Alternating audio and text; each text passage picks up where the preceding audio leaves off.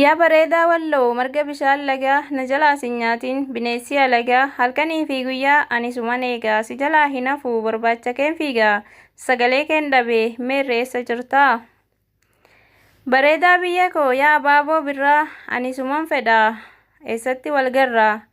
Abaaboo ganamaa yaa ishee rooba keessaa kottu sin kaayyadha onnee kiyya keessaa.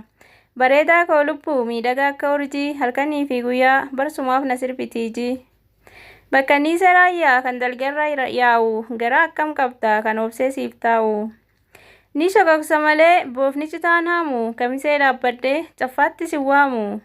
Birraa yoo barihu wanoosee eeganii yaa bareedaa walloo sumaaf gaggabanii dabarsee sin kennu lafa haa dhahanii.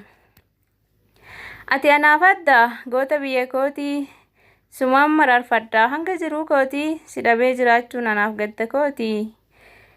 Kan si beeku dhiisii kan sin beekne hundii sumaafi maraataa eenyu akka taate barnamuu si beeka kanaafi onnee isaa sagal dhadhahataa.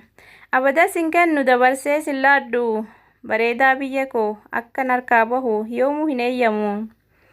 Waamamuuttin jira ani deemuu kiyya na jalaan tuqina babbareenni walloo hundi isaatuu kiyya babbareenni walloo hundi isaatuu kiyya.